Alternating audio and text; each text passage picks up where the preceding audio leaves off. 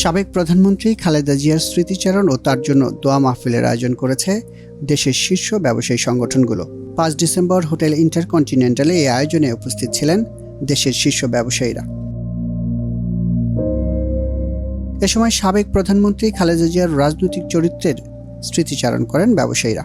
Begum Khaleda Zia's life was defined by strong leadership, resilience, and a deep commitment to democratic values. She was a homemaker and entered into politics after the tragic assassination of her husband, President Ziaur Rahman, in 1981. At a time of great political uncertainty, she stepped forward to serve the nation with courage and determination. Through her leadership, she played a key role in the movement and restored parliamentary democracy in 1991, a milestone that reshaped Bangladesh's political landscape. This family not only transformed this nation for democracy, but also contributed for the economic development of us. Today, our industry, R&D, business stands at a position which is here for the contribution for our late Prime Minister Begum Khaleda Zia.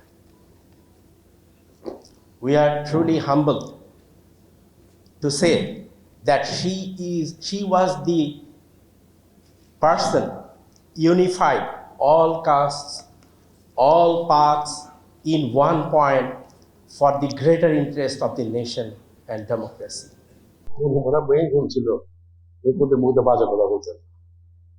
আমার এই রাজ্য প্রথম শুরু থেকে দেখছি 91 যখন prime minister হন তখন থেকে আজকে পর্যন্ত ওনার প্রাণ পর্যন্ত উনি কোনো সময় বাজে কথা বলতেন না, কারোর সম্বন্ধে কোনো কটূক্তি করতেন না। ইভেন এত কারাভাবে পরে যখন উনি বের হয়ে আসলেন তখন এসে কিন্তু উনি একটা কথা যে তাকে তারা তাকে কষ্ট দেওয়া দিয়েছে তারা তাকে কিভাবে অন্যায়ভাবে কারা বলন করতে বাধ্য করেছে, তাদের সম্বন্ধে উনি কোনো কমন করেন। ব্যবসায়ীরা দেশের ব্যবসা ও বাণিজ্যে খালেদা জিয়ার অবদান তুলে ধরে বক্তব্য দেন। আমি 2002 সালে আমি যখন বিকেএমইর ভাইস প্রেসিডেন্ট, তখন বেগম জিয়া প্রধানমন্ত্রী থাকাকালে ওনার সাথে বেশ কয়েকবারই তখন আমরা গিয়েছিলাম, যেটা হাই ভাই বলছিলেন যে তিনি কথা বলতেন কম, শুনতেন বেশি। তো সেই সময় আমরা যতবারই গিয়েছি উনি শুনেছেন এবং পরবর্তীতে সেইটা কার্যকর হয়েছে আমরা দেখেছি। ওনার সমগ্র রাজনৈতিক জীবনে তিনি সংসদীয় গণতন্ত্র, প্রাতিষ্ঠানিক স্থিতিশীলতা ও জাতীয় সার্বভৌমত্বের নীতিকে সমুন্নত রেখেছেন, যার টেকসই অর্থনৈতিক প্রবৃদ্ধি ও বেসরকারি খাতের আস্থার জন্য অপরিহার্য। ওনার শাসন আমলে উদ্যোক্তা ও শিল্প খাত জাতীয় উন্নয়নের গুরুত্বপূর্ণ স্তম্ভ হিসাবে স্বীকৃতি লাভ করে। বেগম খালেদা জিয়া বিশ্বাস করতেন যে উদ্যোগ, বিনিয়োগ এবং কঠোর পরিশ্রমী বাংলাদেশের ভবিষ্যৎ নির্মাণের মূল শক্তি। সরকার ও ব্যবসায়ী সমাজের মধ্যে সংলাপের প্রতি ওনার উন্মুক্ত মনোভাব দেশের অগ্রগতির গুরুত্বপূর্ণ সময়ে উদ্যোক্তা ও বিনিয়োগকারীদের আস্থা জোরদার করতে সহায়ক হয়েছিল। 1991 সালে দায়িত্ব গ্রহণকালে একটি স্থবির ও কাঠামোগত সীমাবদ্ধ অর্থনীতিকে চালু করার লক্ষ্যে মুক্তবাজার, বেসরকারি খাতের উন্নয়ন ও উদ্যোক্তা বান্ধব নীতির সূচনা করেন। ওনার হাত দিয়ে ভ্যাট আইন, ব্যাংক ও আর্থিক প্রতিষ্ঠান আইন, সিকিউরিটিজ অ্যান্ড এক্সচেঞ্জ কমিশন শুরু হয়, যা দিয়ে রাজস্ব, আর্থিক খাত ও পুঁজিবাজারকে শক্তিশালী করতে সহায়তা করেন। তার শাসন আমলে রপ্তানিমুখী বিশেষত পোশাক শিল্প খাত সুদৃঢ় ভিত্তি পায়। আঞ্চলিক বাণিজ্য সাফটা নতুন সম্ভাবনা সৃষ্টি করে। গণতন্ত্র, জবাবদিহিতা ও প্রাতিষ্ঠানিক শক্তির উপরে তার বিশ্বাস ব্যবসায়ী সমাজকে আস্থা জুগিয়েছে। বাণিজ্যিক রাজধানী কিন্তু ইট ওয়াজ হার কনসেপ্ট। আমরা কিন্তু সবকিছু থার্ড একটা বলি, ওনার হাজবেন্ড যেটা করে গেছেন সেটা হলো ইপিজেড। আরো অনেক কিছু করেছেন, কিন্তু এই তিনটা বিষয় না বললে ওনার পরিবারের প্রতি আমাদের যে আমরা ঋণী। দোয়া মাহফিলে অংশ নিয়ে খালেদা জিয়ার রাজনৈতিক ত্যাগের কথা তুলে ধরেন মির্জা ফখরুল। তিনি শেষ পর্যন্ত সংগ্রাম করেছেন, লড়াই করেছেন।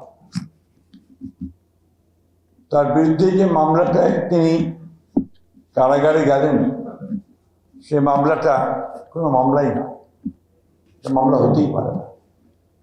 মামলা দেওয়া হয়েছিল এবং তাকে 10 বছর কারাদণ্ড দেওয়া হয়েছিল।